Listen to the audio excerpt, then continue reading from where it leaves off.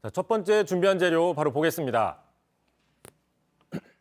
하필 문재인 대통령 동생의 동기를 하필 친정권 인사가 회장으로 있는 산업은행이 영향력을 행사해 하필 사장에 앉혔다니.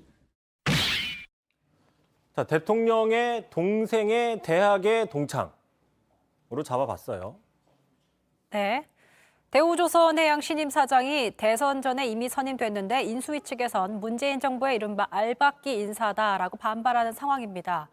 조금 더 이 상황에 대해서 썰어주시죠. 네, 그렇습니다. 이게 뭐 그제 저녁부터 또 어제 아침 신문부터 이슈가 좀 되고 있는데요. 자, 특히 우리나라 경제지와 뭐 종합지에서도 서로 이렇게 단독 보도라고 해서 비슷하게 보도를 했는데 보시는 것처럼 모두가 다 대통령의 동생과 대학의 동기다. 이 부분에 주목을 하고 있어요. 자, 사실상 대통령이 이번 인사에 영향력을 행사한 게 아니냐라는 의혹 제기 어떤 기본이 되는 측면이죠. 자, 인수위 측에서도 바로 이 부분을 문제 제기했습니다. 한번 듣고 가시죠.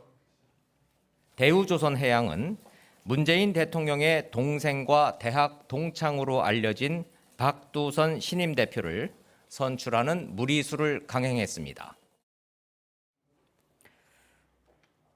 그런데 사실 이번 논란 이전에 문 대통령에게 동생이 있다는 것도 좀 사실 전 새로웠고요. 동생이 인사 개입이나 인사 로비했다는 보도고 흔치 않았던 것 같아요.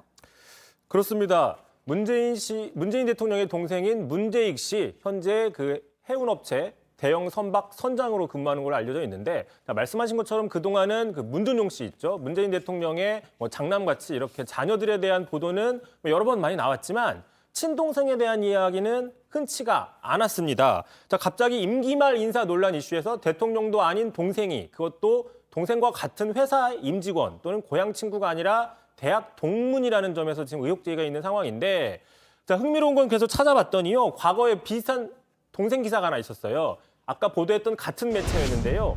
자, 문재인 대통령 초기입니다. 2017년 6월이죠. 한 달 정도 됐을 때 동생 회사의 상황에 개의치 않는 문 대통령의 직진이라는 기사였습니다.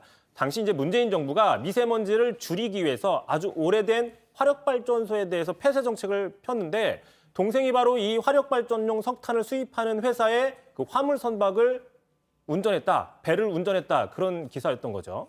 그러니까 이 기사가 문 대통령의 정책대로면 친동생이 피해를 볼 수도 있는 그런 상황이었는데 직진을 했다, 이런 기사인 것 같아요. 그래서 관련 업계에 뭐 로비를 받았거나 그런 동생이 하소연했다는 그런 뭐 기사도 있었어요?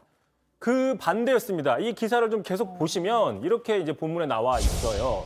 자, 문 대통령도 동생인 재익 씨의 상황을 알고 있었다. 하지만 청와대 관계자에 따르면 문 대통령 역시 이 같은 사정을 알고 있었으나 전혀 개의치 않았다라고 얘기를 하면서, 자, 참여정부 시절에도 한 해운사가 동생에게 특혜를 주려고 했지만 문 대통령, 당시 이제 민정수석과 비서실장을 했죠. 나서서 막았다라고 귀띔했습니다. 뭐라고 얘기를 했느냐? 자, 문 대통령이 참여정부 민정수석일 때 한 해운사가 당시 문재인 수석의 동생이 자기네 회사 선박의 선장인 사실을 알고, 자, 그래서 본사에 근무하는 임원으로 승진시키려고 했지만 내 동생에게 어떤 특혜도 주지 마라. 그냥 지금 하는 일 그대로 내버려 둬라 라고 했다는 거죠. 자, 정리를 해보면 같은 매체가 문재인 정부 초기에는 문재인 대통령이 동생이라도 안 봐준다, 인정사정 없다라고 하면서 대통령직의 공무 수행을 했는데, 자, 이번에는 바로 그 동생에게 그 대통령이 뭔가 특혜를 준 것처럼 보도가 나온 셈이죠. 이번엔 동생도 아니고 동생의 대학 동기에게. 자, 알겠습니다. 대우조선해양 대주주가 국채은행 산업은행이고 공적 자금 투입된 만큼 사장 선임 과정이 투명해야 하고 감시하는 건 당연한 일입니다. 하지만 단지 대통령 친동생이라는 이유로 의혹 제기를 하는 건 설득력이 떨어진다, 이렇게 지적을 하고 있는 거잖아요. 그 이제 일각에서는 이번 의혹 제기가 좀 설득력을 얻으려면은 첫 번째, 이 대통령의 동생이 이번 신임 그 박두선 사장과 실제로 동기가 아니라 정말 아는 사이, 어느 정도 아는 사이인지냐, 그 다음에 실제로 영향력을 행사했는지냐, 이 부분인데, 자, 현재로서는 둘이 어느 정도 아는 사이인지, 그리고 또 실제로 이 동생이 영향력을 행사했는지에 대한 객관적인 사실관계가 아직은 확인되지 않는 상황이라는 거죠. 결국 대통령의 동생의 같은 대학의 동기라는 이유만으로 이렇게 문제 제기가 나오는 부분에 있어서는 설득력 측면에서 한번 따져봐야 된다, 이제라는 지적들이 나오고 있고요. 자, 그러다 보니까 과거에 노무현 정부 당시 이제 청와대 행정관 비리 의혹 기사가 있었어요. 과연 이런 부분들이 좀 비슷하게 다시 지적이 되고 있는데, 자, 아시는 분도 아시겠지만 과거 참여정부 시절에 권양숙 여사와 한 동네 출신의 먼 친척인 권기재 전 청와대 행정관 비리 의혹 기사가 한번 나온 적이 있습니다. 자, 이 기사 본문을 좀 보시면 진전면 동양의 20촌 관계, 그러니까 20촌의 관계다. 그래서 마치 이제 권양숙 여사와 연관된 친인척 비리 느낌이 나왔지만 하지만 20촌은 먼 친척이라기보다는 사실상 남남인 거죠. 강지영 앵커와 저와 같은 완전하게 남남, 깨끗한 남남 이런 관계라고 봐도 무방한 겁니다. 자, 그러다 보니까 이렇게 20촌을 굳이 친족 관계라고 따져보려면 병자호란 때까지 올라가 봐야 된다. 촌수를 따져야 되기 때문에 자, 그렇게 주장한 사람도 있었어요. 한번 들어보시죠. 300년 전이면 병자호란 끝나고 얼마 안 됐을 때, 그죠? 병자호란 끝나고 얼마 안 됐을 때 살았던 어떤 권나무개라는 분의 자손들이 쭉 퍼져서 10대를 내려와서 20촌 관계가 됐어요. 병자호란이면 17세기 초입니다. 20촌이면 남이죠. 네. 저희 같은. 네. 예. 그게 강조하세요. 남인 거 다 알아요. 네.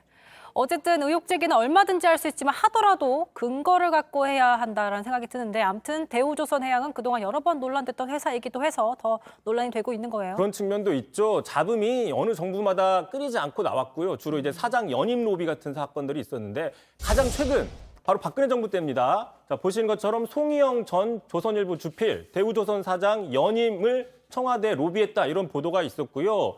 자, 실제로 이제 대우조선 측에서 호화 전세기와 호화 요트를 빌려서 유럽까지 데려가서 외유를 시켜줬다. 바로 그게 이제 조선 송희영 당시 주필이었다고 자, 지금 국민의힘 김진태 의원이 당시에 폭로한 사실이 있습니다.